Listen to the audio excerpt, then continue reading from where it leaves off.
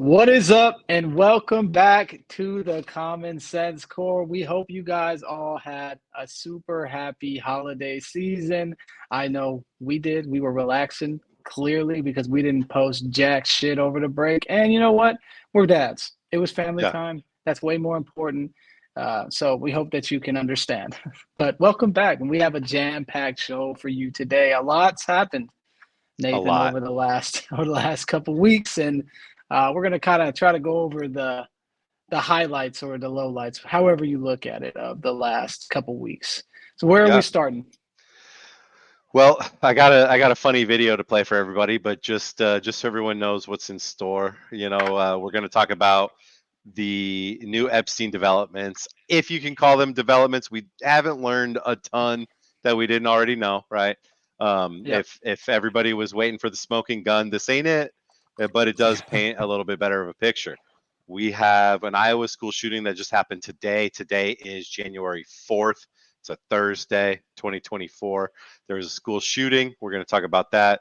We're going to talk about Claudine Gay stepping down as the president of Harvard, and I think that'll just about do it. Those are kind of the biggest things going on. To be honest, over the break, man, I tuned out. I did my best to not get into everything, to not get heated, to not get riled up. Just saving all of it for now, right?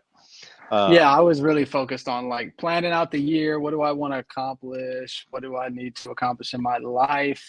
And then just trying to spend some quality time with the kids when I finally have some days off. Because, I mean, I don't take many days off. And then yeah, between work and the pod with you, we stayed pretty busy. So it was a good opportunity for us to reset, refocus, and get into 2024, which is crazy. Like 2024, we're in the mid dude, roaring 20s, guys. The mid dude, roaring 20s is a hey, crazy, you're it's a crazy thought, man. you're absolutely right. Like I was talking to my wife about this, and I'm like, hey, so we are to 1924 what 1924 was to 1824. Yeah, man. And that gave her a little bit of an existential crisis, man. And she was like, "Oh, don't," I'm like, "Yeah." So, like in the future, this is going to be referred to as the 20s, Yep. like we do with the 1920s, the 1930s, the 1940s. I'm like, "Honey, it started over. We're adults in the 20s. I am a 35-year-old man in 24. Yeah, Like bro. that's I'm telling you, it's that's it's just insane to think." it's crazy. It's crazy because think about it, man.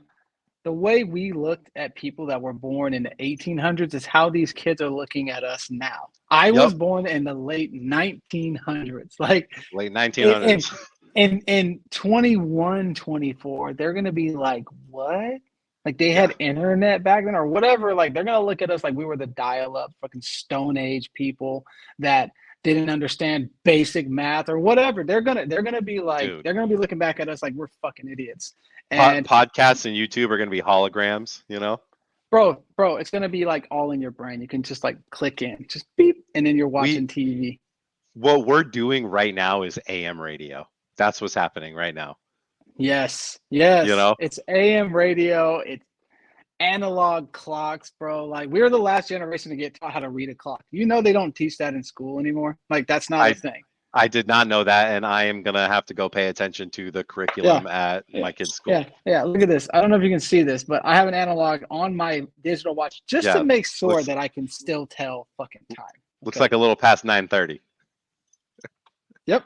Good man. Good man. I um, I also know how to use a compass. I think that's a little bit of a lost art too, but hey. well, dude, you never know, man. We get hit with an EMP one time, and all of these Ooh, skills are going to be useful again. You know what I'm yeah. saying? Like, all the satellites go down. What the fuck are y'all going to do?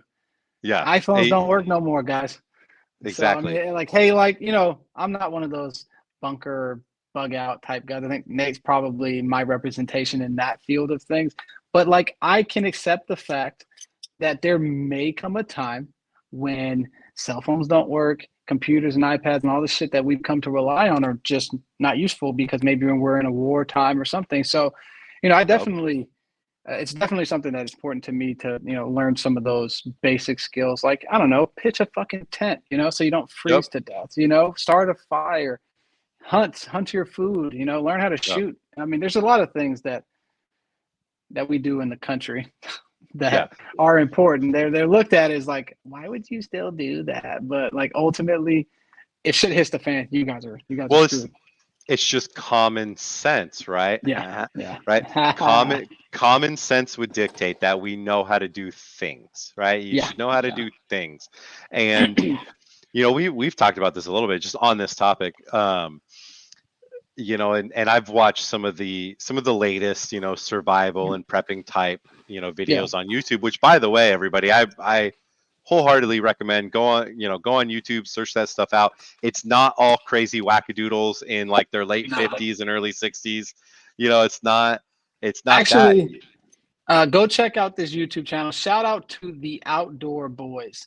The It's Outdoor this Boys, yeah. this dude from Alaska. I don't remember his name. He's this doofy looking dude, but he's a bad Yeah. some It's like bitch. He's a bad Caleb son or of a bitch. something. Yeah. I don't know. He's like some former lawyer who goes out into like the freezing tundra of Antarctica or Alaska with his kids and teaches them how to survive. He hunts for his own food. He fishes.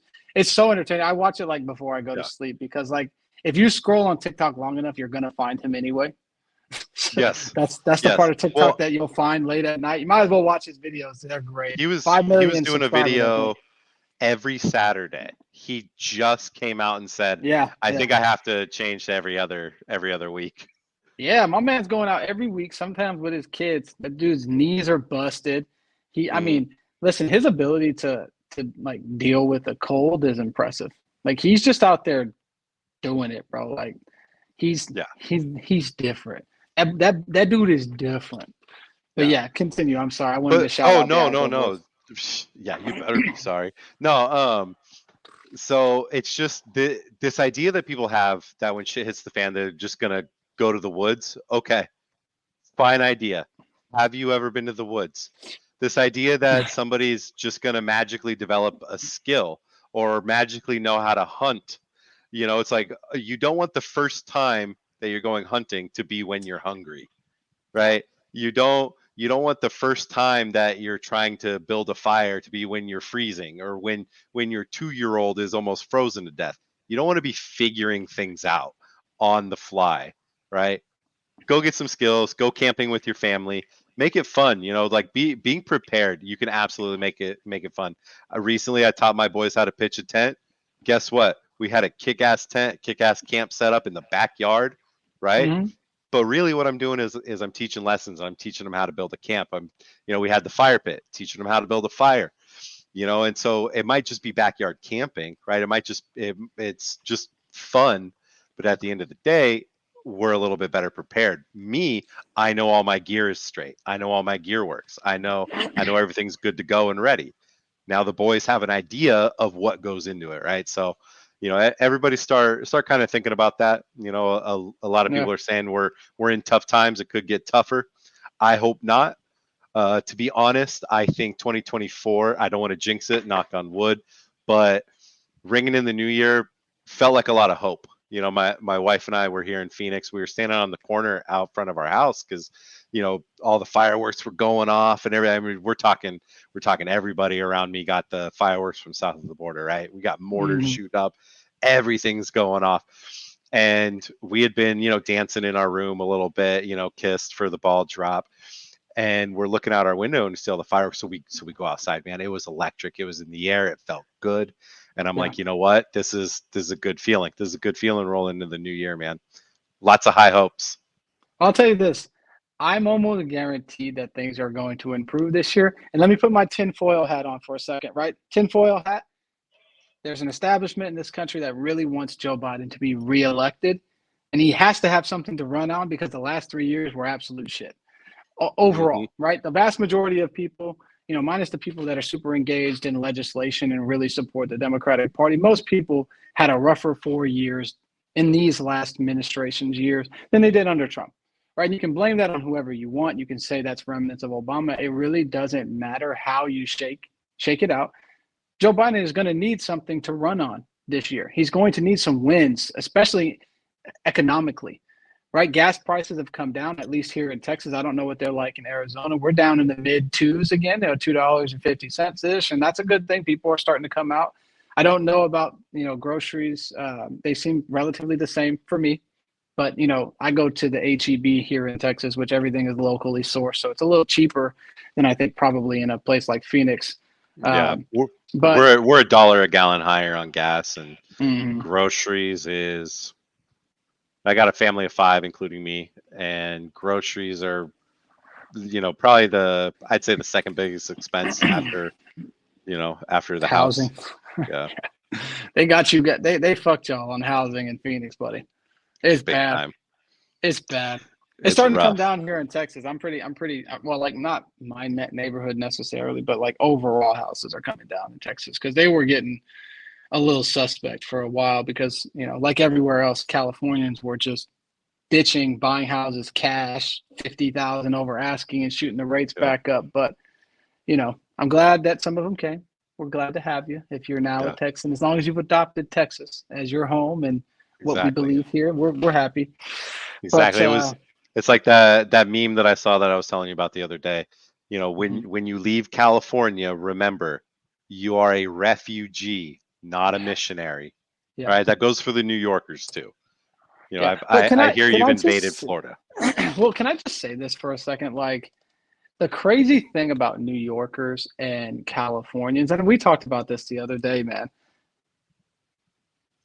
You guys look down on the rest of the nation as if you guys are better than us and like you guys are the superior states, right? Like that's kind of the aura that we get from Californians and New Yorkers. Hmm.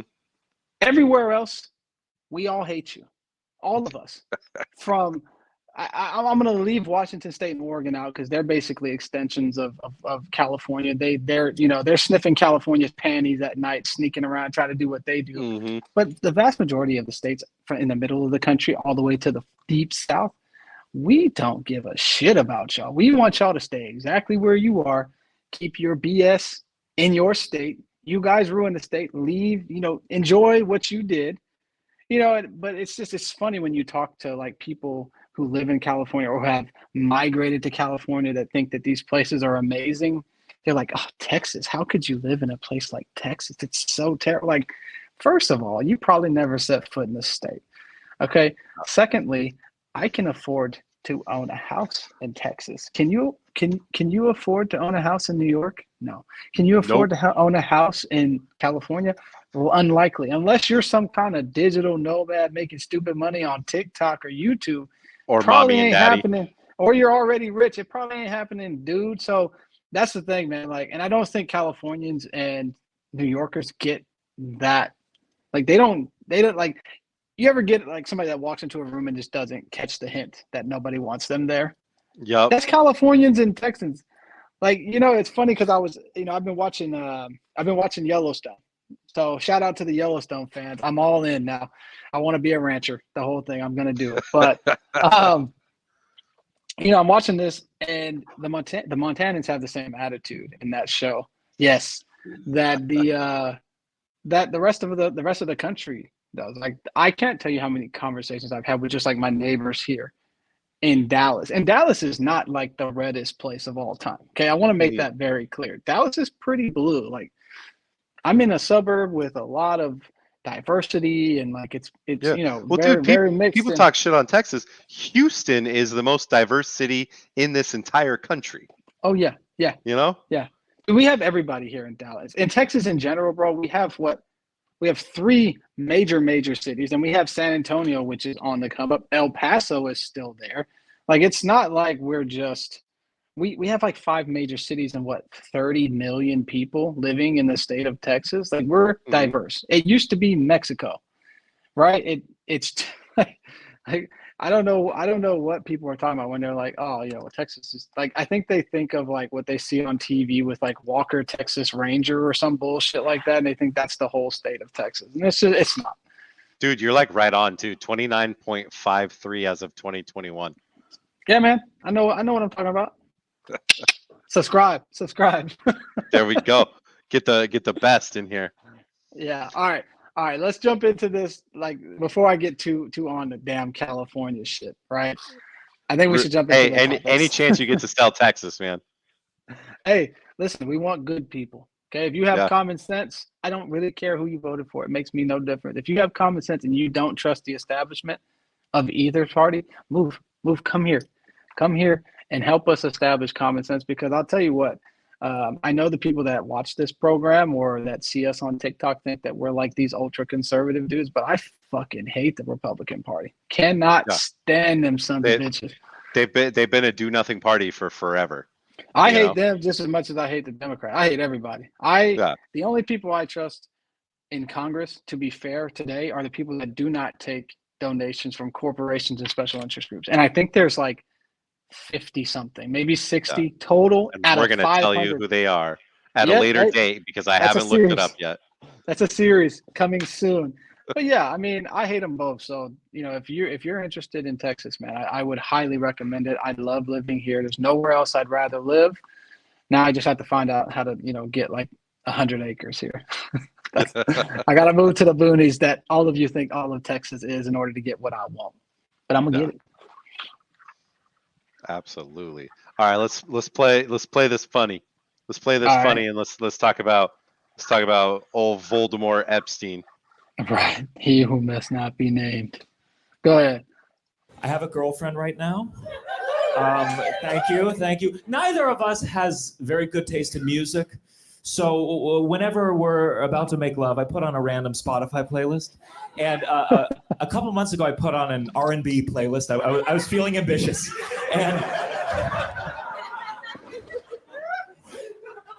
And R. Kelly came on. Yes, you've heard the news? And my girlfriend was like, oh, no, we cannot listen to R. Kelly. R. Kelly is a pedophile. And now here's the thing, and just hear me out for 1 second. Technically speaking, R. Kelly is not a pedophile. Just give me 1 second. I promise this goes well. The way this guy moves, man. The term pedophile refers to people who are attracted to those that are prepubescent. Then there's something called a hebophile.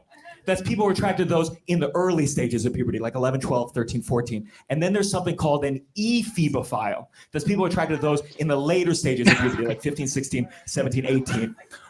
But I think the reason we don't make those distinctions is because it's very hard to explain the difference without sounding like a pedophile. Bro, that is facts. That's hilarious. That's actually Yeah. hilarious. And again, we're coming in on a light note with this Epstein list release. We know that overall terrible things were happening at Epstein Island, right? But yeah, I didn't know the differences. Did you? I did, but to be fair, it's only because I saw that clip about a year ago.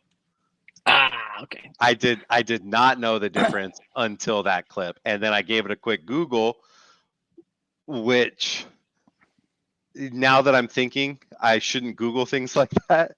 I don't need things like that associated with me. But no, yeah, that is true. So would Jeffrey Epstein then be considered what, more of a hebophile?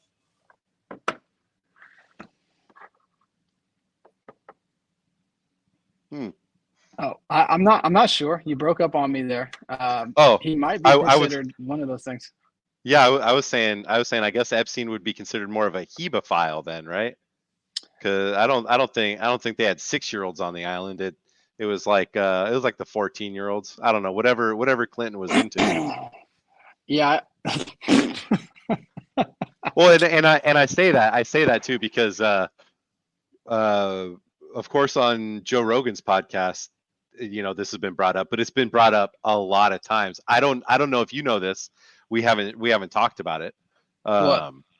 In Epstein's apartment, like one of his lavish apartments in New York or whatever, right? In the entranceway, he had a painting of Bill Clinton in a dress, right? Now, A painting or a a picture? a painting, like a portrait of Bill Clinton in a dress. Now, to me, that's a power move. That's like a I got you, motherfucker. You Yeah. know, you don't Yeah. you don't have a painting of somebody like that, like, you know, like a former president, or, you know, I don't know when it was painted or whatever. Y'all give it a googs, check it out. You know, like What? fact check me, right? But yeah, you know, so I think the Epstein Clinton thing, right? No one's really disputing it at this point, even the left, right? They know Hillary's done. Hillary's still in the background pulling a lot of strings, but Hillary's done. They're not really, you know, defending Bill Clinton at this point. You know, my kind of biggest takeaway from this, and I've been watching some coverage on it. Watched another show where they went into the actual documents. They control F for Trump's name, right? And every time Trump shows up in the documents that were just released, it is confirming that he did not go to this island, right? I believe his name is on the flight logs a couple times. It's like New York to Miami or something. I'm not exactly sure. But then conversely, you have Bill Clinton, who shows on the flight logs direct down to that island. So, Mm. you know, and then what? We got Kevin Spacey, Kate Blanchett. We got some people from Hollywood. We got some people who we have no idea who they are. Now, the important thing is to understand about this story and about the documents that just came out is this was all evidence and discovery from a civil suit, not from Jeffrey Epstein's criminal case, but from a civil suit against him, against his estate, whatever, right? Mhm. And of course, evidence gathering is going to be pretty much the same. Now, I'm not a lawyer, right? But evidence is evidence, right? It's going to be evidence in a civil suit. It's going to be evidence in a criminal case. So of course, when his estate is being sued, you know, there's going to be law firms that are going through the same, you know, checking process, the Mm. same evidence gathering, as you would in a criminal proceeding. So, Now, let me ask a quick question, Nate, because on that. So essentially, the list that was released today is just a flight log of people that flew on his jet. no, I Is believe that what I'm the understanding? I believe more flight log names were a part of the discovery, or, you know, part of the document release here.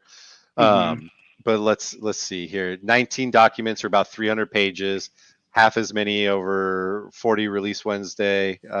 The documents so far, with more to come, were sprinkled with names of celebrities and politicians who socialized with Epstein or worked with him in the years before he was publicly accused nearly 2 decades ago of paying underage girls for sex.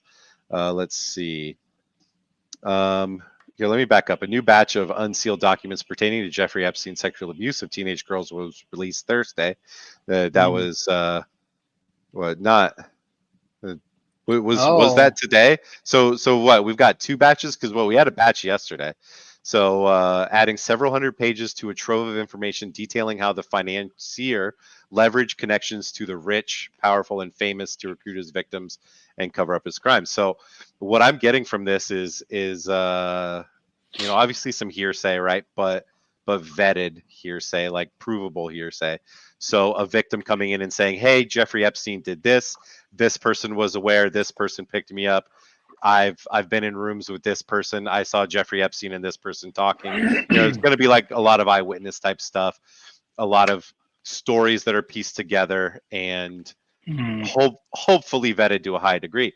Now, what's also important to remember is just because we see somebody's name show up in here does not mean that they were going to pedophile island. It doesn't mean they were banging little kids, right? It might just be somebody who, you know, had a ancillary, you know, business going on with Epstein or somebody in his group, right?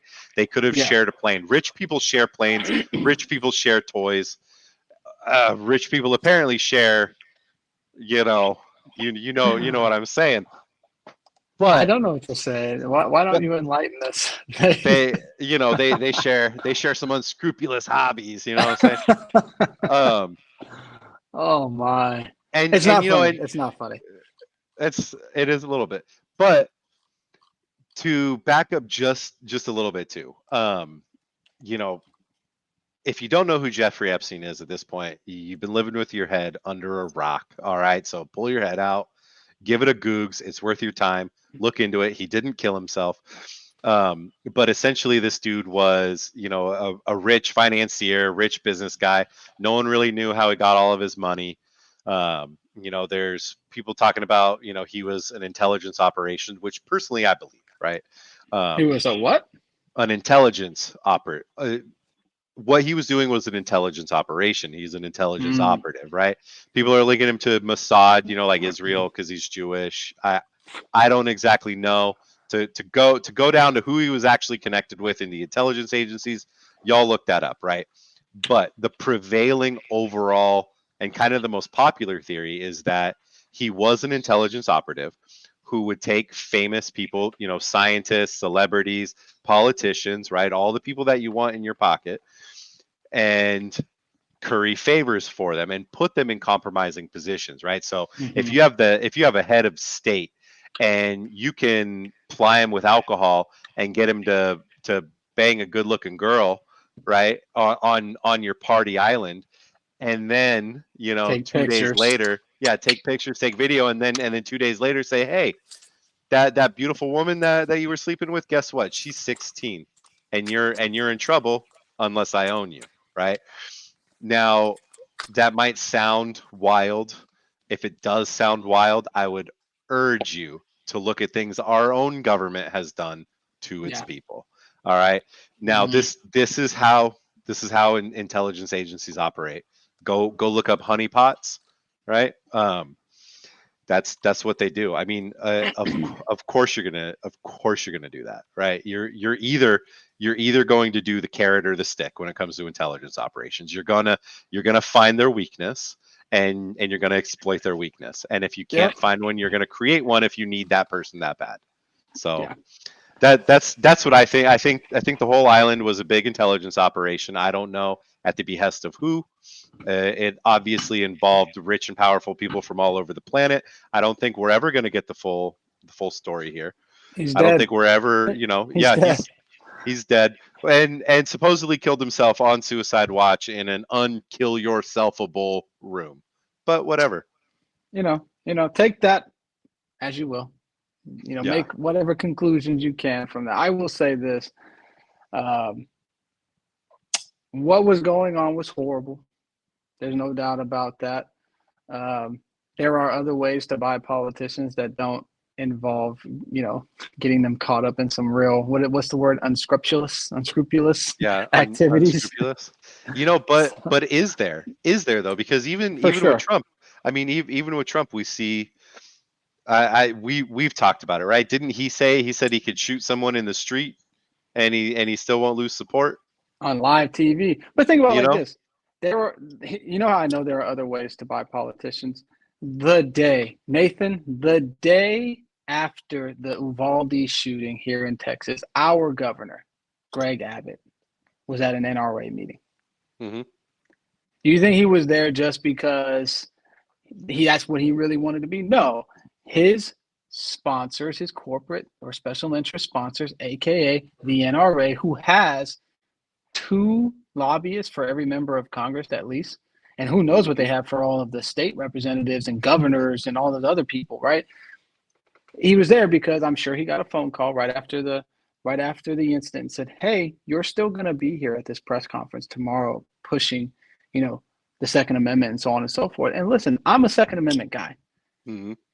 Not the right place and not the right time, right? Right after a school shooting, which we're going to get to in a minute, you don't do that type of stuff. And that's what I'm saying. Epstein had a whole different type of power and control over these people more than likely, because when I look at the Bill Clinton address painting, that does seem like a power move to me. Like, I got you by the short and curlies, buddy. You're going to do what I tell you to do when I tell you to do it because I have dirt on you. But can we just be honest for a second? Who didn't have dirt on Bill Clinton? Okay, everybody and their mama had dirt on Bill Clinton. When he was the governor of, Arkansas, he had a bunch of scandals while he was governor. And then he gets the White House because he's a slick talking, smooth walking, he's a bad boy. Listen, let's be real about it. Bill Clinton's a cool dude. I don't know him personally, I don't think he's a good person, but he's cool as shit. right? Cool as a cucumber. Yeah, And he just like walks his way into the White House with the support of the DNC and the establishment.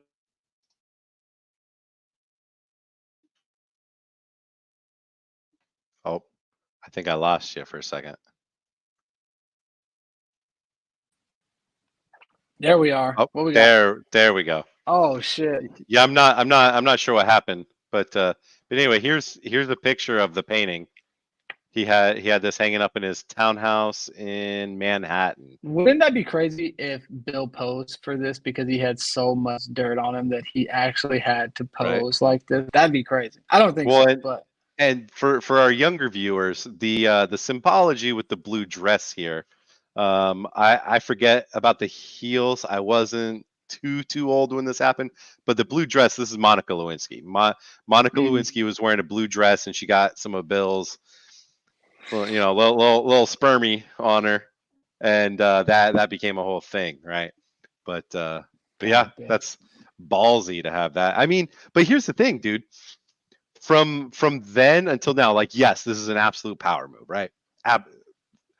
But now in 2023, the amount of mock-ups of presidents that we've seen, horrible stuff, right? The racist cartoons about Obama, all the gross, Trump paintings, all the George Bush, what I think they were making George Bush into a monkey. I mean, he does look a little like one, a little chimpish, but like, this is tame. My whole point is this right here. This painting is pretty pedestrian, Oh, compared to the stuff we're seeing today, but you got to think we've lost all decorum in politics now. And then with AI being able to generate images based on just your words, like I want to see Trump on it riding an eagle in front of the White, like the shit that we can see and the shit that we can create now, it's unreal, buddy. It's unreal. First of all, if Trump rode a bald eagle, like if he was dude, let me ask you this. Since this is obviously super fantasy land, let me ask you. All right, we're standing outside of the White House. All of a sudden, what's that big thing? What's that winged creature up above us? Is that a dragon? What is that? And then boom, a gigantic bald eagle, like Lord of the Rings eagles, right? Lands, and Trump is on top with a little saddle, little reins. Yeah. And he looks out. Oh man, I can't think of something awesome for him to say. How about just, and he goes, "Come on, boys, we're making America great again." Yo, tell me you wouldn't be pumped up. You know, I don't like that phrase, first of all. Secondly, here's how I see that whole situation playing out, right? Instantly, the environmentalists and the PETA people are like, "Oh my God, the eagle," right? Second thing that happens, every MAGA supporter, every person that has made MAGA their religion creams their panties right there, right then, right? That's it for them, right? The Democrats scoff and they go, "How childish." And I'm cool with it until he says, "Let's make America great again." Because then I have to ask, when was it great for everybody? You know what I mean? Like, this is, to me, today, 2024, despite everything that's going on, this is the best time ever in the history of this nation to be me specifically, if you know what I mean. But let me ask you: do you think it's better now for Black people or the 90s? Do you think the 90s were better? Because I remember the 90s being pretty chill, but we've talked about this. I was living in Southern California. Orange County in the 90s was amazing. I think that it's still better today to be Black, right? And here's why. In the 90s, we were still really in the thick of the war on drugs, right? So in a lot of our communities, we were getting decimated, right? It was absolute chaos. Drugs everywhere, people going to jail, kids losing their dads. Like, that was kind of at the height of that. You know what I'm saying? When you have rap groups like NWA coming out and speaking about police brutality, when you have Tupac coming out and speaking about the state of Black people in America. So, it was a great time for America, I guess, like holistically, but I'm speaking like generally for my people, for the people that look like me. I can't say they were better than they are today. Because, I mean, even look at like beauty standards now, right? We're a lot more included in the beauty standards now. I mean, look at every white woman. Look at every white woman. You guys set trends.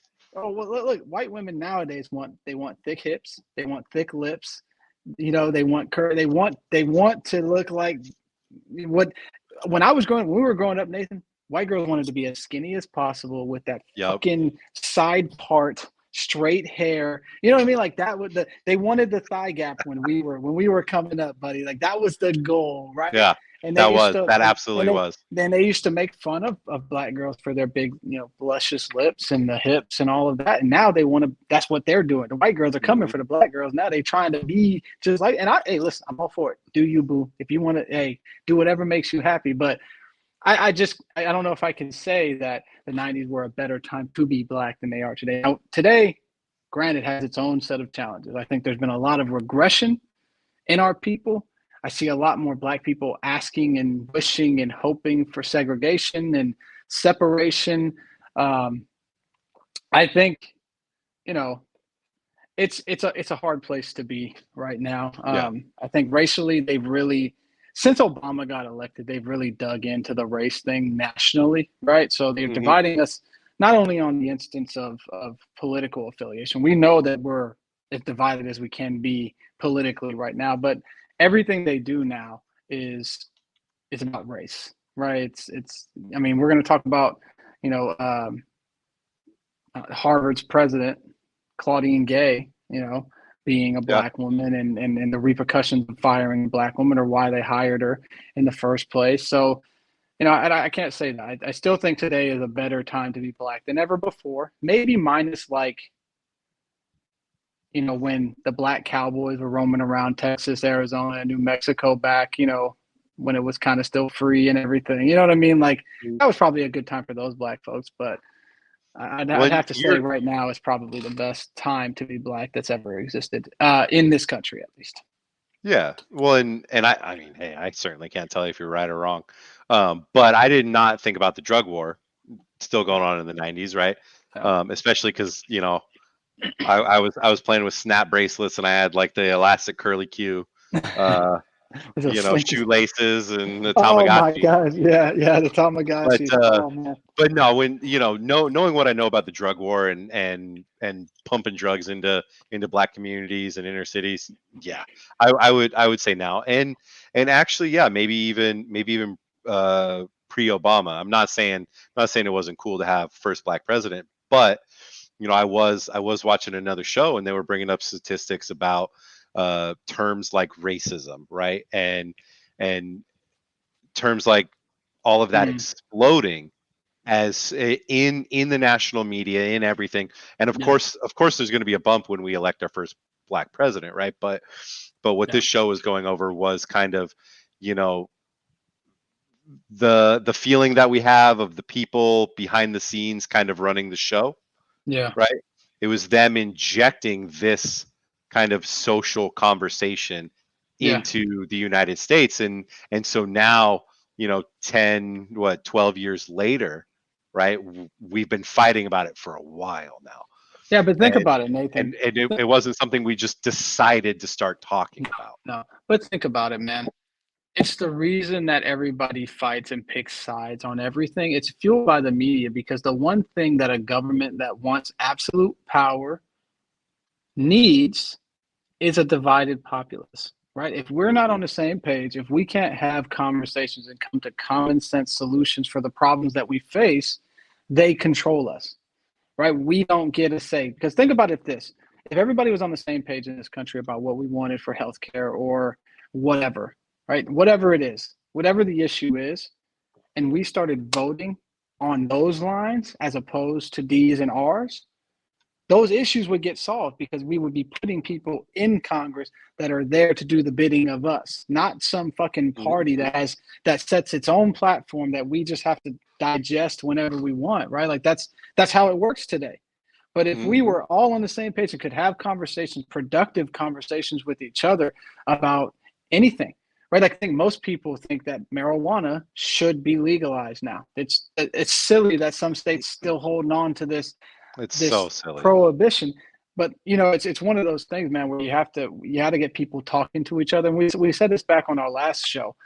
You know, the fact that they pump this narrative into you when you're young that you shouldn't talk about politics or religion it keeps us divided. It keeps us stupid. And now they're adding race to that scenario. Hey, we shouldn't be talking about politics. We shouldn't be talking about religion. We shouldn't be talking about race, right? Because the reality, Nathan, is nobody is really colorblind. Nobody. You can look at me and see that I have browner skin than you, right? It's not browner by much, but it's browner, right? And you can look at me and say that. And I think instead of saying, I don't see color, say, yeah, I see that you're a Black person and I want to know more and embrace some of your culture. Tell me more about, the things that are unique to your subculture of American culture. You know what I mean? Like if we started doing that more and celebrating different cultures more and saying, hey, that's really interesting, instead of fighting each other and bickering over the cultures and such and so on and so forth, I think we get a lot further, right? Because you do see color. Everybody sees it. Now, whether you want to admit that you see it or not is one thing. Now, you can see that somebody's a different color than you and choose to be curious, like Ted Lasso said, be curious if you're not comfortable. And I think that was one of the best things. Judgmental. Well, I think that was one of the best things about the Army, right? I went to basic training with a couple guys that have like never really been around Black people before, right? And then they joined the fucking Army. Okay, that's where we all go. We're the Army, right? They joined the Army, and all of a sudden you're sleeping next to me, big boy. What's up, right? And you got to learn each other, and you got to learn to work with one another. And I think that was one of the best lessons that a lot of guys learned while in the Army is they learned how to get along with everybody, no matter what color, race, religion, creed, whatever. We have a singular mission, and that's what we need in America. We need a singular mission along the lines of something like Make America Great Again. We need a creed. The American creed is to, do this, do that, do that. I think when you say something like Make America Great Again, Nathan, you instantly alienate people whom America has never been great for, right? Because that, to me, it's an oversight, because I don't think that Donald Trump's a racist. Like, that's not what I believe in my heart, because he did more than any president in my lifetime for Black people specifically, right? Mm-hmm.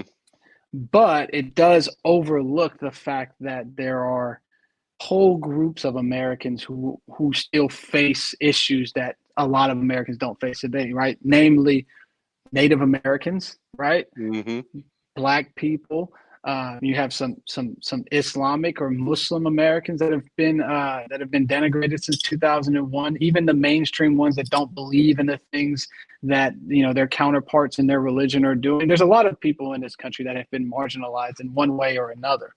And I think to say something like "Make America Great Again" does not give proper credence to the fact that it's not always been great for a good portion of the country now, right? Like when America was 80% white, yeah, let's make America great again, right? We know what great means to you guys. I get it. I'm curious too. Like, when was the last time it was 80% white? That has to be a very long time ago. I don't think so, man. I think we're still at like 60 something percent, and you can see the kind of the proliferation of interracial relationships, the proliferation of immigration, particularly from the southern border, the proliferation of just we've really started to intermix. And I think I don't know who exactly made this projection or this prediction, but I do believe 100 years from now everybody's going to look a little bit like me, mostly. Oh yeah, well, dude, South Park actually touches on that. Was it South Park? Yeah, South Park. It's so like there's a time machine, somebody comes from the future, and it is kind of your skin tone, actually. And I say it because he's kind of like an alien guy. Everybody, I think, like, gender went away or something. I don't know. We're gonna have to like look up the episode. So hold on really quick. Based on the census, the last census data, it looks like the population of white people who identify as white alone, still 75.5%.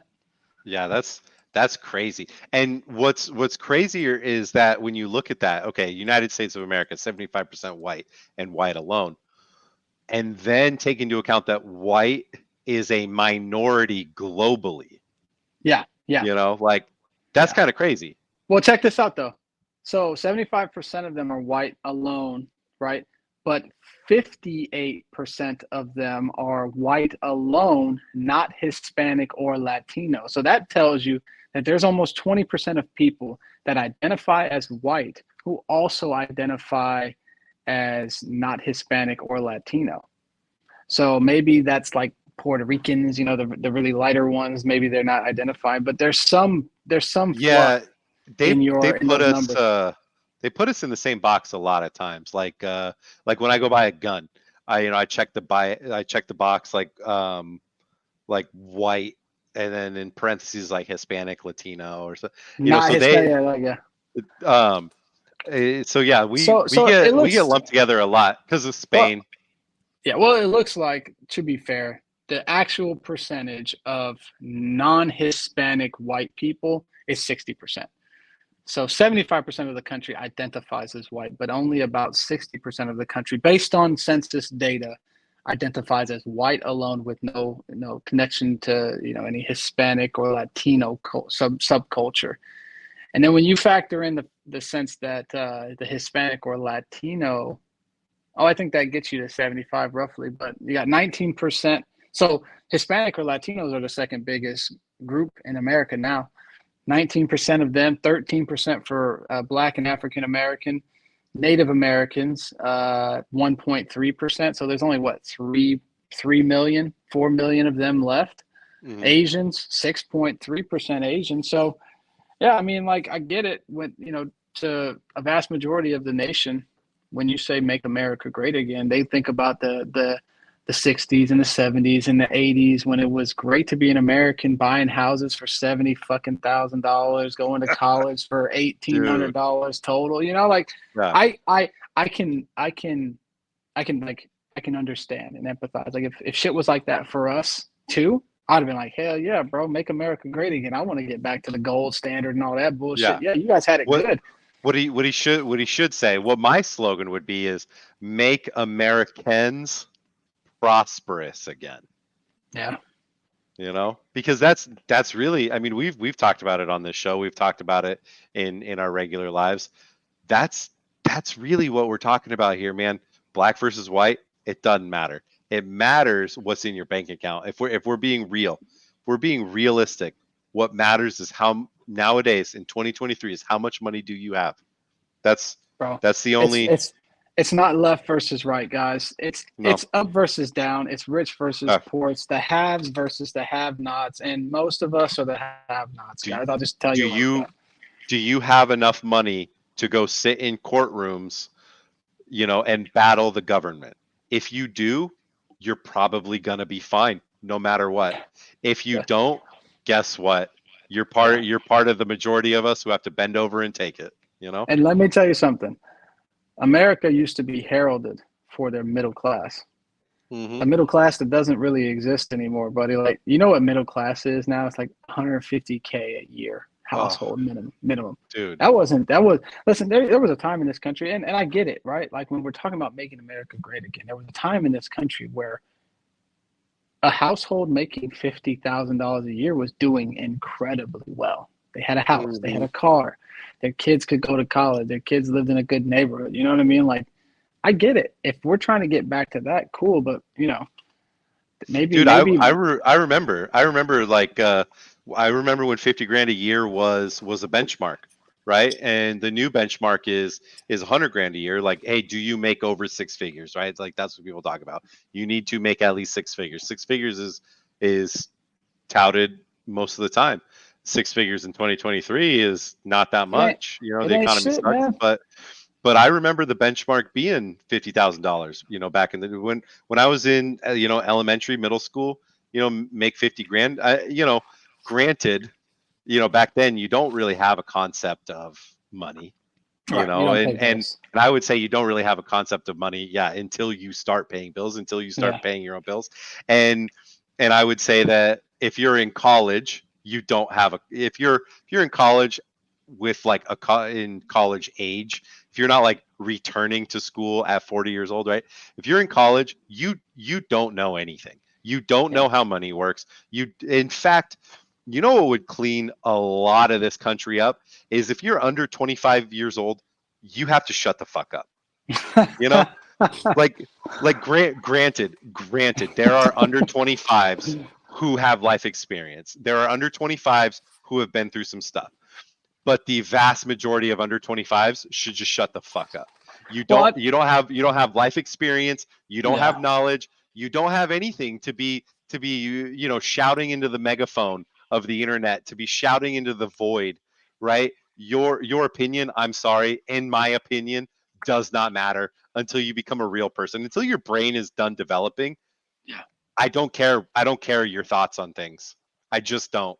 I mean, that's a fair point. That's a fair point, man. And I think the funny thing is, most everyone knows that you will get more conservative with age, right? And if you were any kind of a thinking person, what you would realize is that with age comes wisdom. And with wisdom comes knowing that we're not playing fucking Monopoly, and you can't just spend pretend money forever and nothing ever happen. And I listen, college is one of those places where I feel like people get radicalized one way or the other. Everybody's a fucking communist when you get to college, because on paper, communism sounds fucking amazing. Everybody has what they need. If you have no dreams, Well, listen, if you're one of those people that is like, hey, I just want to have a happy life. I want to, do this, do that. I don't want to have the pressure of going out and having to make money. And I know that my government will take care of me. Like, yeah, communism makes sense. But the problem with communism and capitalism to a larger degree, to be honest with you, is that you have to factor in human nature, and human nature is greedy.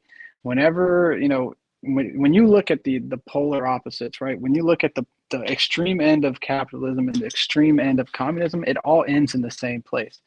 It's an accumulation of power at the very top, who will then do whatever they want to. They'll do their own bidding, right? Think about what we're seeing right now with corporations literally being able to buy our government and its members, right? That's not what capitalism is intended, or free market capitalism is theorized to be, right? That is the byproduct of people being involved in a system when people are not generally good. I don't believe that all people are born good.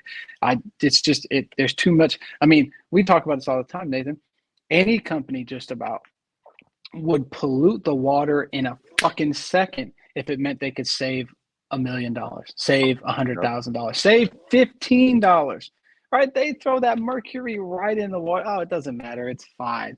Hey, let's just keep creating trash islands in the ocean. Let's do, let's just keep doing all of these things because, we're making tons of money. You know what I mean? And on the communist side of things, it's just as bad, because now it's fucking like one person at the top that has all the power. I mean, look at Kim Jong-un, right? And they're still throwing garbage in the ocean. Nate, China. He's the only fat motherfucker in the whole country, dog. What does that tell you? It's so crazy. And the craziest part about him is he went to boarding school in the West. The dude went to a boarding school in Switzerland. He knows what the rest of the world is like. Make no mistake. He went back and he made the choice to do that to his people. All of these dictators are like Ivy League European educated, bro. They all go somewhere and they get educated. All of these princes that are coming out of the Middle East and modernizing it, like the dude in Saudi Arabia that's coming in and say, hey, let's join the rest of the world with sports and let's buy up everything and become a part of the globe. These guys are educated in the West, dude. They're not educated in the Middle East. Every single one of them. You think that Kim Jong-un doesn't know what he's doing? He is raping the land, raping the people, and he's doing it because he can literally shut off all the media and make them believe that he's God on earth. And absolute power, it corrupts absolutely. There's no ifs, ands, or buts. Doesn't matter how good of a person you are in your heart, power will make you do things that you never thought you would do. We have to do a slight retraction, our first one. Osama bin Laden went to King Abdulaziz University, where he studied public administration. So first of all, not a president. Secondly, he was also trained by who? Our very own CIA. Yes, he was. So and by all accounts, terrible fighter. Goofy, awkward, couldn't move his body around properly. Like he was the awkward goofball that had money. So like the jocks, like the actual fighters, right? They're like, all right, like he can come around. He's buying everything. So like let's include this goofy ass, you know? For sure. But no, yeah, he wasn't a president, but just high profile dudes who do terrible things, right? Yeah. He did go. Where's King Abdulaziz? I'm guessing Saudi Arabia. Maybe. I have no idea. It's in one of them damn countries. But yeah, what was our next topic, Nate? Well, speaking of colleges and everything, Yeah. and yeah, it's in Saudi Arabia. Speaking of colleges and race and everything, let's see. We got Claudine Gay, the president of Harvard, just recently resigned amidst some controversy. Now there's two silos of the controversy here, kind of three, right? Kind of three, 2.5. Anyway, so of course with the Israel-Palestine thing, that all kicked off, and we had a lot of demonstrations and a lot of things going on at our universities here in the States. Well, the president of Harvard, the president of Penn, and another university president, I forget. MIT. MIT. All right. They were hauled up in front of Congress and asked questions, and Claudine Gay was asked point blank, hey, does shouting, from the river to the sea and kill the Jews, like terrible things, asking her. So let me clarify, because I do remember this one specifically. They were asked whether calling for the extermination of the Jews by saying the phrase, from the river to the sea or whatever, would be a violation of their harassment policy or something along those lines. And none of them, all three of them, danced around the question, saying, if it meets the context, in the right context, whatever. So they basically could not blatantly say that calling for the extermination of any one race of people could violate, their harassment policy or whatever the case may be. Now, I think the hard thing is, right, college campuses, and I'm gonna play devil's advocate because I don't really have a side here. Her being the president of Harvard makes me no difference. I'm not an alumni, nor do I go there, nor do I give a shit. But college campuses I really don't. They make me no difference. College campuses are supposed to be. The way you just said that, dude, it was just so funny, man. Just so not even flippant. It doesn't even rise to flippant. It's just so good. Anyway, I'm sorry. Continue. I really don't give a shit. Hey, I'm sorry you lost your job, sweetheart. The economy's tough out here, but welcome to the real world. You've been living in fucking Harvard for however long, where you are, exposed to stupid ideas all day, and you're supposed to make them think or make them, intelligent, or make them seem like they're intelligent things. Anyway, so the hard part here for me when I'm looking at the scenario from two sides is college campuses are supposed to be a place where you can share ideas. I think, Nate, you said it really well in one of our last videos. In the marketplace of ideas, or the marketplace of free speech, ideas are your greatest weapon, right? I think kids in college should be able to argue the pros and the cons for Israel Hamas, right? You can understand that the people that live in Palestine maybe feel subjugated by the Israelis. You can look at the data and understand that the Israelis feel that a two-state solution is a direct threat to them because Palestine will team up with Iran and wipe them off the planet. You can look at the data and you should be able to have those conversations, right? So when you have people that are saying, from the river to the sea, Palestine will be free, I think context does kind of matter. Right now, the problem is that phrase has now been associated with the extermination of the Jews, right? Because if you type in from the river to the sea, that's basically all of Israel. So it's so you don't want us here, to have... I'll pull it up. Here. Here, I'll switch it back. You got it. So I mean, I get the argument, I guess, from from Claudine Gay and her colleagues from the Ivy Leagues. I get the sentiment that like the context of how this phrase is being said matters, right? I get it. I get what they're saying.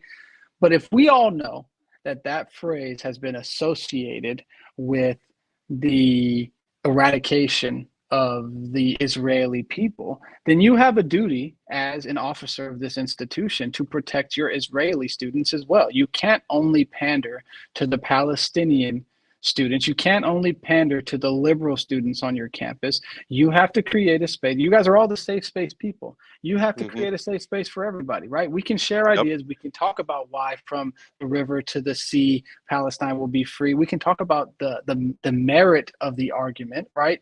And I think that's where we should be having the discussions. Not that it really particularly should matter to these kids in college, but you know, I think Yeah. that's where Who have never been out of this country. who've Most of them. never listen. Most of these kids have never been in a fist fight, Nathan. At Harvard, come on, these fucking kids are bookworms. But anyway, Also, real quick, here, if everyone orients their eyes to the map, to my mouse kind of blends in, but here's the river, yeah, you know, the and river, that's the sea over the on the left, border, right? and here's the sea. It's the entire country. It's the entire country of Israel from the river to the sea. So when they're saying from the river to the sea, that's like saying from California to Maine, will Yeah, be but could it be from the river to the sea on the northern half of the state of Israel, or like the southern half? no. Like, hey, we only No, because it goes the whole way and then comes down in here be a into thing. No. nah. The Yeah, river's all the way up look. So here. you see, yeah. But you see that fat part right there in the river? Go down. Go down.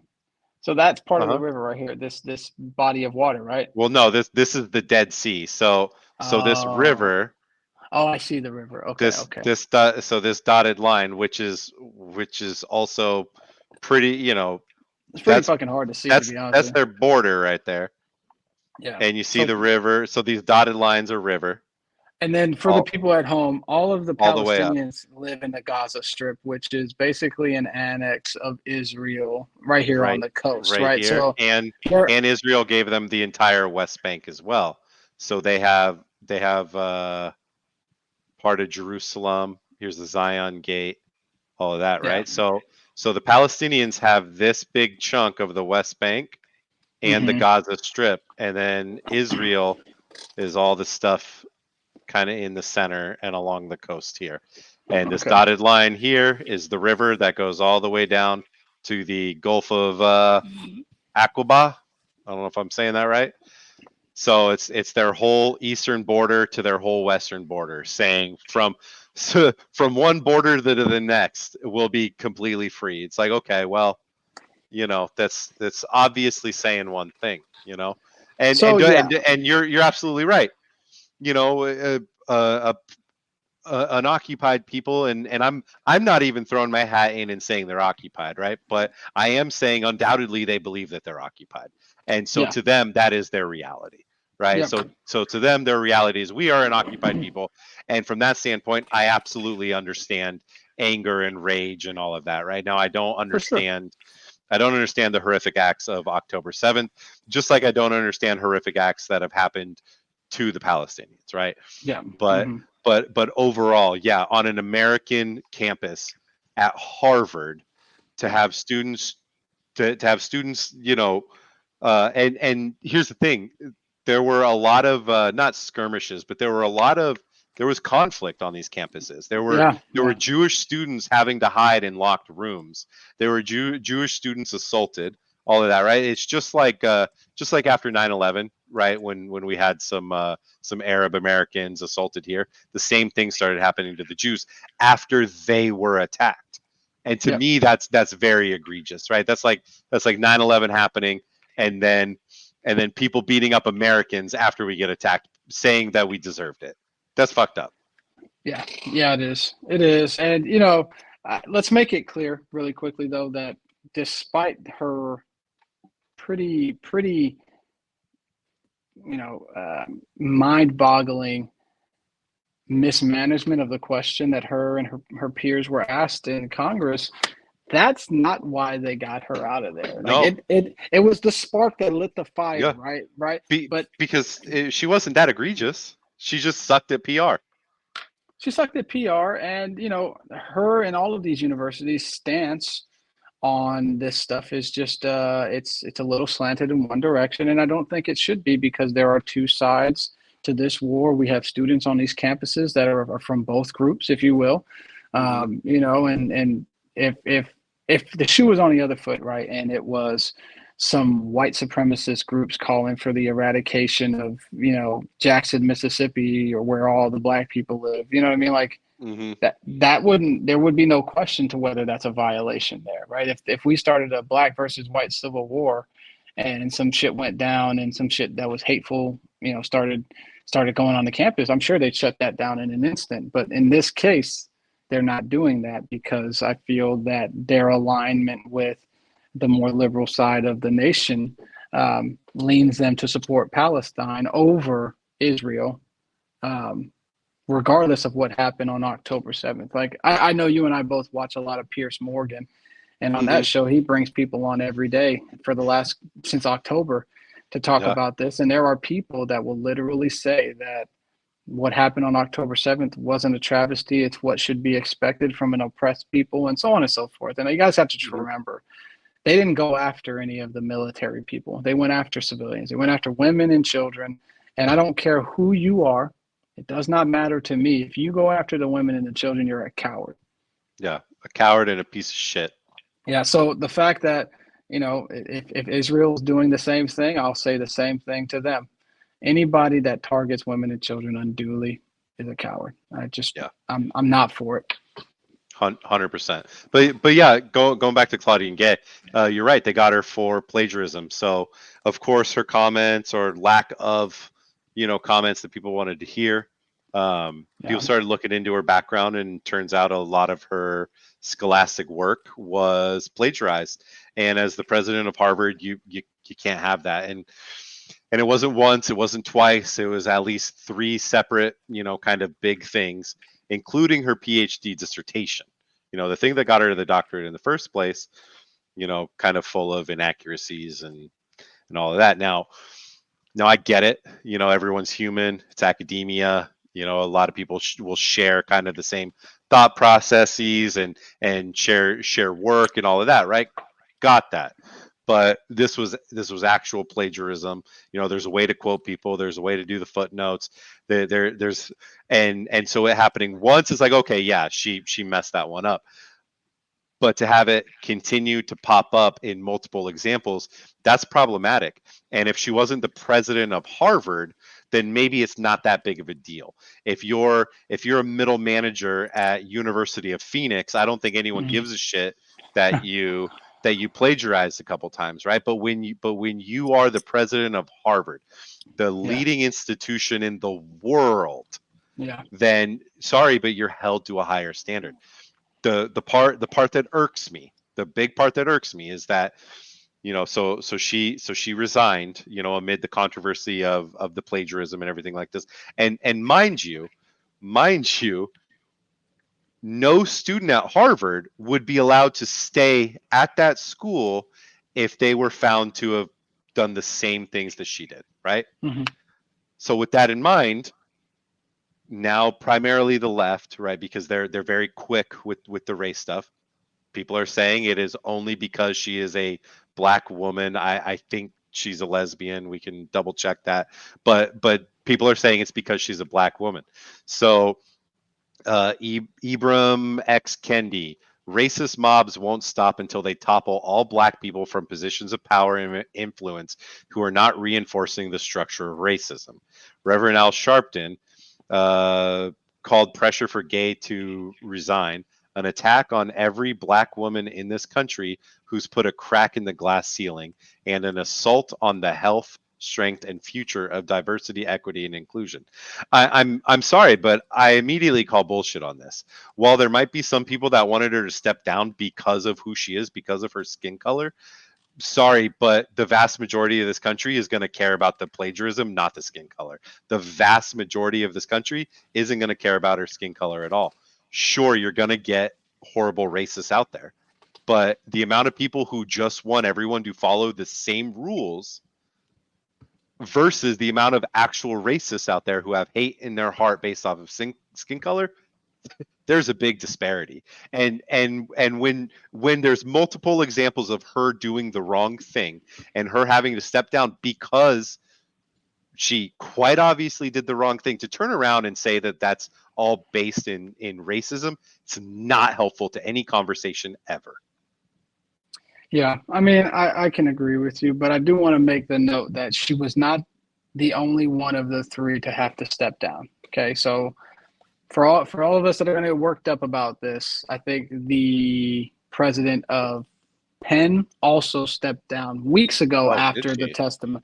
Yeah, so she wasn't the only one out of the three of them that got. That was a white lady too, right? And she was a white lady, so I think let's take that into consideration. I do understand the argument, right? It feels, I think with Black people especially, it feels like we've made it when one of us makes it to a position of prestige, right? It feels like, oh, finally one of us made it to this. She's the first to ever do. I mean, you know how many states still haven't had Black governors? How many districts still haven't had Black representatives? Like, you hear about, oh, this is the first Black this or that, because there's so few of us that have actually made it. So I get where they're coming from, being disappointed that she was pressured to resign. But I also understand your point. It does not seem to me here that there was race at foot like this, that this was a racial issue. It seems more to me that she made some terrible decisions, because I mean, let's be realistic. Had she just been able to say, yes, that violates our harassment policy, no one would have cared who she was or what she did.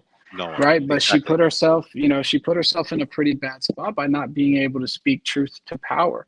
Right. And that's what it is. Sometimes you have to be brave and call a spade a spade. And, I think in academia, a lot of these administrators are in a tough spot because, let's be honest, the top 25, top 100 schools in this nation are liberal, left-leaning institutions. Right. Yep. So if you come out and you protect someone who strangely is now associated with conservatism somehow, you're not going to look great on campus, right? They're going to try to cancel you for that anyways. If you were to come out and say, hey, for you to say to eradicate all the Jews is against our harassment policy and our safe space policy or whatever, and you shut them down, they're just going to cancel you for that anyways, for limiting free speech. You're in a lose-lose situation. You're absolutely right, and I totally get that, right? Like when you're a race of people who want to see representation, and then when you see representation and then that person is having to step down, right? Yeah. I get it, right? But and to be clear, my big concern over pulling the race card with things that aren't racist, that are clearly demonstrably not racist, is it does a disservice to actual to actual racist acts that should be shouted down and called out for what they are, right? It's in 2023, man, I really feel like we've reached the point where it's the boy who cried wolf. And now when there's actual racism that happens, a lot of people, way more people than years ago, are just not going to pay attention, and furthermore are going to immediately believe the opposite. Yeah, I agree. I think people have, much like a lot of terms that get thrown around loosely today, people don't really understand vocabulary. They don't understand what the meaning of the words that they say is. Like racism, for a long time, I think they just updated the definition. So forgive me if I don't know the 2024 definition. But for my whole life, racism was the belief that your race was superior to other people's race, right? So a lot of what we've seen in the past would be categorically defined as prejudice, not racism, right? Because there's a superiority aspect that used to be necessary for something to be racist. Right? Like you think you're superior to me, so you're treating me differently, or you're bringing harm to me because of my race. Whereas I have a general idea about you because of your race or your religion or whatever. I have a prejudice against you. And I think a lot of what we see is there's still a lot of bias. There's still a lot of prejudice in this country. I would agree with you. I don't think that the vast majority of people are like what I would define a classical, like racist, like it's gonna be hard pressed to find a bunch of racists that will openly say it. Now, there are probably a lot of closet racists or closet prejudiced white people and black people and all kinds of different people, right? So, I don't think that we should take this one as a sign of racism. I would agree with you that I think that Claudine Gay and her colleagues at the other institutions put themselves in a pretty precarious situation. And because of this war and the division that we've seen in our country over this war, they were in a lose-lose situation no matter what. If they could condemn hate speech from the pro-Palestinian groups, you know, that's a problem on one side. If they defend it, that's a problem on the other side. They defended it and they got, they got the consequence of that action. Now, I'm reading here that she's still going to be a professor at this school. So she didn't get fired. She's just not the president anymore, which means she's probably still going to get tenure. Right. She got a sweet deal, right? They told her, hey, we're going to need you to step down. Oh, she's going to be fine. You're good. She's still at the university. So, she's still probably got her portrait up in the Hall of Presidents or whatever they have. I feel for her because she was put between a rock and a hard place. And I'm reading about this, we can read about a little bit more about this plagiarism thing. And you were right too. The president of Penn stepped down 4 days after that hearing. Yeah. Oh yeah. She got out of there real quick. Yeah. One of the things you were saying, it made me think of Shane Gillis, like favorite comedian. And he talks about racism and he's like, racism isn't a thing that you have, right? It's a thing that happens, right? It's more situational than a thing that you have. We'll have to watch a clip of his. But on to kind of our last topic. Very very tragic. Not to end things on a downer. You know what? We'll end things with a Shane Gillis clip after we talk about this because this is a bummer.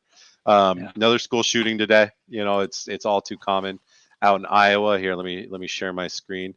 Out in Iowa, we had a 17-year-old shoot up a school. It was a high school, middle school co-located. Let's see here. Let me pop this up. Oh, here we go. Oh, there we go. Got it. So very tragic. This just happened today. So motives and things like that are still being put out. He thankfully didn't hurt and kill a ton of people. I know that's no consolation for the 6th grader's family tonight, or even the family of the shooter, right? That'd be terrible. But killed a 6th grader, wounded others, including the principal of his school. Let's see. I'm just going to read this first paragraph here. 17-year-old opened fire at a small town in Iowa high school before classes resumed on the first day after winter break, killing a 6th grader and wounding 5 others. Thursday, as students barricaded in offices, ducked into classrooms, and fled in panic. Sorry, my eyes are getting worse, everybody, if you can't tell. So the suspect shot himself. He had posted on social media a picture of him putting a duffel bag in the bathroom and saying, now we wait. He had a rudimentary explosive with him that had not gone off. I can't tell you he was trans or anything like that, but some of the outlets are reporting on his social media he was gender fluid, and in a forum he had written the only reason he hasn't transitioned is because he didn't want to be ugly. That was a quote pulled from his stuff. So obviously the kid was struggling with a lot. It's never okay to do what he did, but obviously he's a kid who was struggling, kid who had issues. I'm not saying trans people are crazy or anything like that, but gender dysphoria until just not too long ago was in the DSM, it was considered a mental condition, and with all the love and respect that I have for the trans people I know, I mean, I have to kind of say, hey, it is on some level a mental condition. I'm not saying anything bad about you when I say that, but your brain and your body don't match up, at the end of the day. And so is it surprising that somebody, that's kind of going through that would have extra issues, would have extra stuff going on, would feel emotions a different way? It's just this is just very sad, man. It's sad. I hate when this happens. He went in with a shotgun. It wasn't an AR-15. That's a first in a while. But this is now, and I hope this really doesn't stoke anti-gay rhetoric. I hope this doesn't get more people hurt. But this is the second school shooting in a row now with, like, because the last one that was a Mhm. trans, that was a girl who became a boy and decided to shoot up his old school, whatever. Um, and now it looks like we have a second one, and I hope this doesn't become kind of the next trend. It's not good for anybody. Yeah, man. I mean, this one's tough for me, um, personally, because my oldest son is getting ready to go to school in August, and I'm terrified. I'm Yep. terrified to death that I'm terrified to death to send him to school, man. And it should not be this way. And look, I will say this: I'm sorry that this. I mean, it's reported that this young person was bullied relentlessly since elementary school. But I have to say, what did that fucking sixth grader have to do with that? You know what I'm saying? Like, I'm sorry that you were bullied. I'm sorry that that person was bullied, but that's not a fucking excuse to go and kill a Mhm. bunch of innocent kids. And then you're gonna turn the gun on yourself to absolve yourself of responsibility for your action. That's cowardice, man. It's cowardice, and there's nothing I don't feel any remorse for this person. I feel Mhm. sorry for the events that led up to this person deciding to do these things. But buddy, like, I'm tired of this. I'm tired of having these conversations. I'm tired of reading this in the news. There should be a standard in this nation that if somebody bullied you, go fucking fight them. Go do what you have to do. Sue them. I don't care what you have to do, but inflict the pain that you have felt on that person, the person that is responsible, because now a family has to bury their kid, man, and that's not okay. I I have a This has sixth got grader. this You has know. got to be this has got to be fucking stopped, buddy. This lack of regard for life is just it's insane. I It's mean, gross. we started looking at the data last year, like hundreds more days than we had of shootings in this country. Every day people get shot in this country, and I got to tell you guys, it's the guns aren't the problem. The guns are not the problem. It's you. Yeah. It's the people. Yeah. The people are the It's problem, it's and it's mental the health, fact. man. It's well, yeah, and that what pisses me off is every time something like this happens, all of the conservatives, all of the Democrats, everybody comes together and they say we need to do more to address mental health, and they never fucking do anything. They don't. And Okay. and you know what? It's not even a majority of them saying mental health. It immediately becomes a conversation about guns, which honestly at this point are a straw man because, ladies and gentlemen, we have 300,000 laws about guns on the books in this country. Name one that stopped this from happening. Name one that stopped the last one from happening. Name one that stops young people from killing themselves in every single city in this country, right? The gun laws Nonsense. are not going to fix anything. They're not going to fix a single thing. There is no button to delete all the guns in this country. There are more guns in this country than there are people. Passing a law or banning a gun that you don't like is going to do jack and shit for things like this. For school shootings, it's not going to do a damn thing. What is going to do something is, let's take a look at these SSRIs, right? I guarantee this kid has been on a medication. Every single school shooter has been on SSRIs, right? And now I'm not saying the correlation is the causation, Yeah. but come the fuck on at this point, right? Like let's look into it. Or do we have a situation like you mentioned with the Texas governor and Ubaldi, how the next day he's at an NRA meet? Is it Pfizer? Is it Moderna? coming out saying, no, we're not allowed to look into this stuff. Yeah. Right. I don't know, man. There's a mental health issue in this country, crisis. and every millennial who's younger than me, because I'm an older millennial, even the ones my age, we work with some of them. All right. Yeah. Like social media bios is just a long list of your mental health disorders that you wear like a badge now. It's ridiculous because it's everybody wants to fit into the victimhood hierarchy now, and mental disorders is the newest trendy thing. You remember a few years back when everybody was suddenly gluten intolerant and everybody had to be gluten free. It's like, no, do you have celiac disease? No, you don't. Oh, no, you're just hopping on the trend. That's mental health now in this country, and we have such an issue, and it's not being addressed. It's not being fixed. We have 300 million people in this country, and over half of them couldn't give a shit about the person that lives next door to them. Yeah. This is part of the moral degradation of this country, man. You know what pisses me off? What pisses me off the most, man, is that even the fucking criminals in this country have a code. If you come to jail and you've hurt a child, you're not making it, bro. They got to put you in special jail with people like you, because in general pop, you're getting fucked up. You ain't making it, bro. Why? I mean, listen, I don't want to return to the Stone Age by any means, but like, we have to have some kind of standard in this country. We're not going to accept this shit.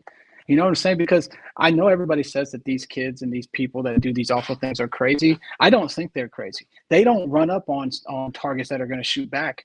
They don't run up on motherfuckers that's going to. You don't see them crashing the NRA meeting and shooting up in there because they know shit's coming back at them. They go to the soft targets, the kids, the churches. I mean, come on, man. The fact that you got churches in this country that are like, we need to be strapped at church is crazy to me. Like, could we, dude, movie theaters, could we just say, like, as a society, hey, mass shooters, totally get it. You're going to do your thing. You're sad, whatever. We're going to get you mental health. We're going to invest in the things that we need to do. But like, I'm at the point now where the punishment for something like this, if they don't kill themselves, should be fucking awful. It should be the most awful thing that anybody can go through. That way we have some kind of a detriment. Like, think about, like, and I'm just spitballing here, guys. I'm just talking because I'm upset, right? I'm upset. Yeah. But think about a place like Abu Dhabi or Dubai. Do you know why they don't have any crime in those cities? Because anybody that commits a crime gets sent to Saudi Arabia, where they still fucking chop people's hands off and shit. Okay, you steal something in Abu Dhabi or Dubai, and I know this because my mother-in-law just moved back from living there for like 6 or 7 years, right? They don't have virtually no crime. They leave their kids at playgrounds all day and no one gets stolen. They don't have any crime because they will send you to Saudi so quick. And in Saudi, you will be inflicted so much pain and suffering that you couldn't imagine. They'll probably fucking stone you over there or something. I know that to the fingernail factory. I'm telling you, we got to do something, man, because this bullshit where these, it's an era of people who believe that there are no consequence for their actions. Oh, I'm gonna go shoot up this school, and then I'm gonna get taken into custody, and they're gonna be a fucking juice box and transport me to prison. We've seen that before, right? Like, no. We were spitballing an idea the other day, and again, we are not advocating for harm or crime against anybody, okay? But we were spitballing the other day because we're upset about these things. I care passionately because I have kids these ages and I don't want to see this shit happen again. And I know that one of the deterrents for people like this is hard consequences, right? Tough consequences. It's like, why don't we let the victim's family line them up and just fucking go at it? You know what I mean?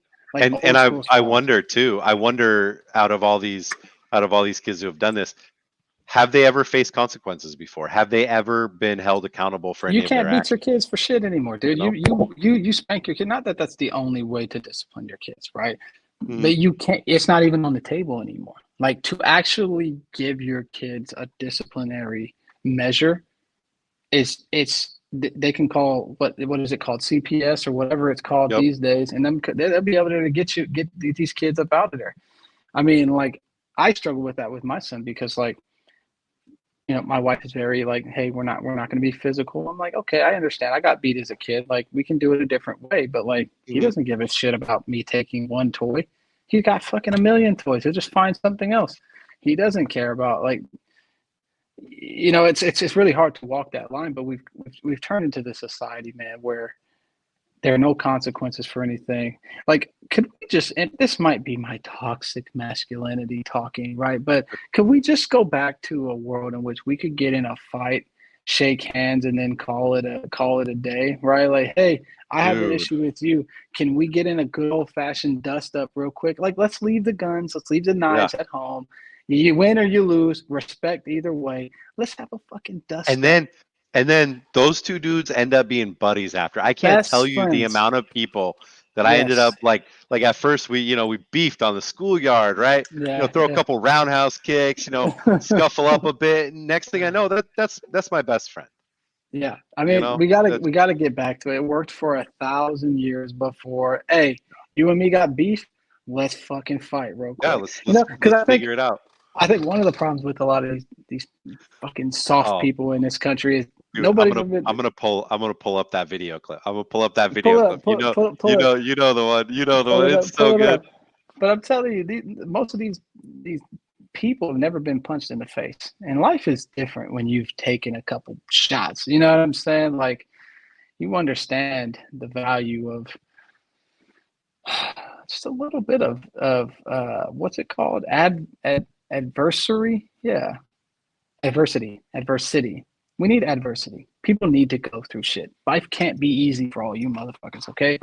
Listen, Yeah. and again, I don't want anyone to get bullied. We need to stop bullying people too, right? Like, don't bully people. And I know that bullying is different these days than it was when I was a kid, right? Like, these days, hmm bullying is the cyber thing. Cyber. Yeah. But like, you remember when we were growing up, it was sticks and stones. Like, I don't give a shit what you say. If Yeah. you can't beat me up, I don't care. What's Yeah. up? You want to Exactly. It fight? was full on. It was full on meet me after school, right? Listen. And You guys, I remember one time I got into a fight, right? And I'm walking past this. I'm a new kid in the school. I just moved from the West Coast down to Atlanta, Georgia.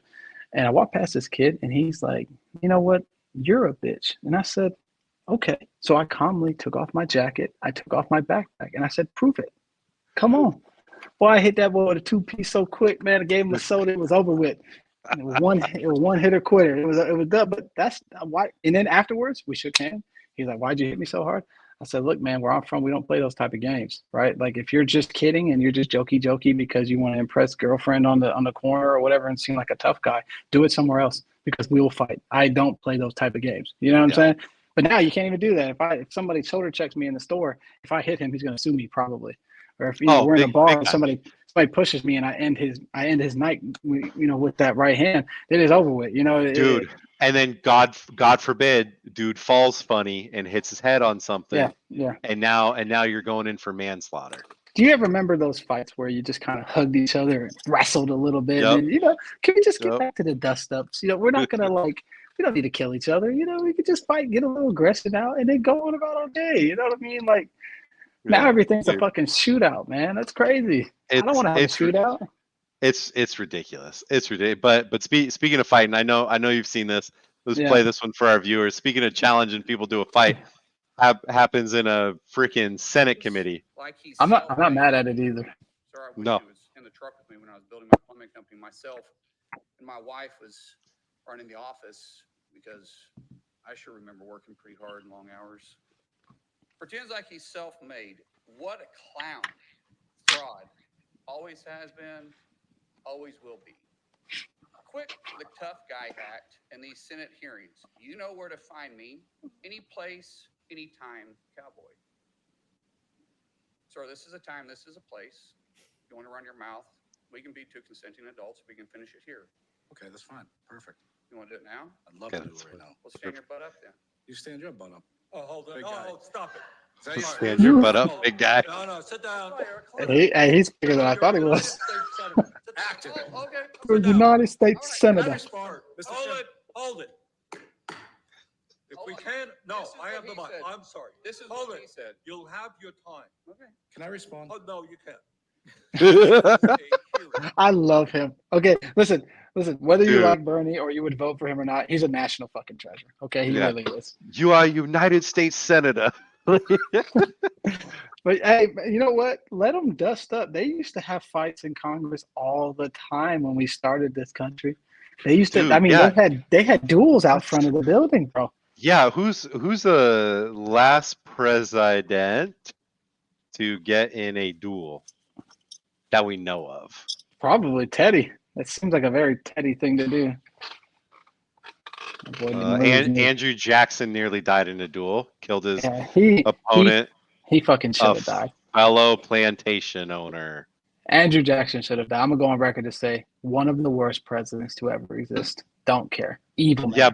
Yeah, but you know you like my Andrew Jackson joke that I stole from somebody else. I don't remember it. Which one was it? Oh man, it's bad. I almost don't want to say it again. Don't But do it. I mean, okay. I'm gonna say it. I'm gonna say it. Andrew Jackson loved black people so much that he made more of them. Oh God. That's exactly the reaction I wanted. Dude, you can't say that to other black people that you don't know. Okay, you can't do it. Yeah, I know, Can't do but you know, you know me. I do. I know your heart, buddy. Yo, there's so. By the way, there's so many times now that like I've been saying like out of pocket stuff to my black friends, and someone who's black and not my friend like it walks by in ears. Oh my goodness, man! Like, because you know me, man. I like to say wild shit. You know, Yeah. I like to say wild joking stuff. Man, if my family knew half of the ways that I talk around my buddies, man, that's Yeah. Then I don't go around saying I can grab women by the pussy, but I definitely engage in the locker room talk. But let's be honest here. Americans or Republicans don't give a shit about that. Oh, they absolutely don't. And to a certain extent, what he said is absolutely true. But there's a way to say those things. Listen, buddy. By Listen, not saying them hold and not saying them all mic'd up. Yeah, well, but let's be honest, okay? If as a man, the only thing you have to be to get dimes and 10 pieces and supermodels is rich. You don't have to fucking be funny. You don't have to be handsome. You don't have to be anything but rich. Let's be real. Yeah, like, ladies, I'm not coming for all of you because I do think some of you genuinely want love. I like my wife is the best. She's the best woman that's ever lived, and I love her dearly. But let's not pretend, ladies, that y'all don't throw yourselves at rich men, because what do women want more than anything else? They want fucking security, guys. You guys want security. And listen, ain't no shame in the game, baby. I hear you. The whole sugar baby movement is based on that, right? You guys, rich men don't listen. You could be 97 years old and that 25-year-old supermodel is going to be on you, bro, because you got $1 trillion in the bank. You think that anybody actually wants to spend time with Elon Musk or the fucking Amazon guy? No, these are dweebs, bro. These are the worst. No, nobody wants to spend time with these guys. Yo, you think anybody actually thought that Flavor Flav was handsome or talented or anything? No. And that whole show about women fighting over him, like you had girls spitting in other girls' faces over Flava Flav, dude. Yeah. He looks like a Cheeto that got left in the oven, man. Like, bro, he's one of the uglier brothers I ever saw, man. But hey, that proves my point. You know what I'm saying? And for women, y'all, listen, for most men, y'all don't have to be smart. Y'all don't have to be ambitious. Just be pretty. Just keep yourself together. And supportive. Just and it sounds so dumb, right? Now I am a firm believer, like, okay, there's a whole big movement of like traditional woman, traditional man, right? Yeah. If you're on this movement of traditional, if you're a guy and you're like, oh, I need my women, this way, right? Well, then, buddy, you better actually be that traditional dude. You better stop sleeping with those hoes, right? You better clean your house, clean your room, do your laundry, cook for yourself. You better be a fine, upstanding catch. You better be a man. If you want all this out of a woman, you better be bringing the traditional stuff yourself. Be useful, and right? Ladies, it goes the same way. Yeah. Yeah. Listen. That's an episode for another day. I have Yeah. 6% battery left on this All on right. this computer, buddy. So if we're gonna watch Shane Gillis, let's fucking watch it. Let's end with this. Let's see. I got you. Just let me know when. If you don't know, we're our own producers today, right? So in the infancy of the Common Sense Corps, which we hope you guys will help blow up, we're still producing our own show. So here we are. It's Shane Gillis. Go ahead, Here Nate. we go. So I don't know if you know this. Like, being racist isn't like a yes or no thing. You know what I mean? It's not like you have it or you don't have it. Like, being racist is more. It's like being hungry. You know? It's like, yeah, you're not right now. You know? It's like, yeah, you're not hungry right now, but a cheeseburger could cut you off on the highway.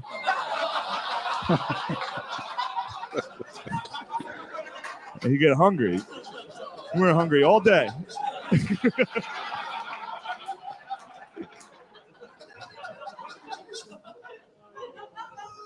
The cheeseburger is Jewish in that joke. No, okay. Cheeseburger is whatever type of cheeseburger you thought it was in your racist heart. Oh, that's so good. He's so funny. I think because he's so dry, but it's just hilarious. Dude, All right, his well, mannerisms, all of that. Yeah. Yeah, it's the all right.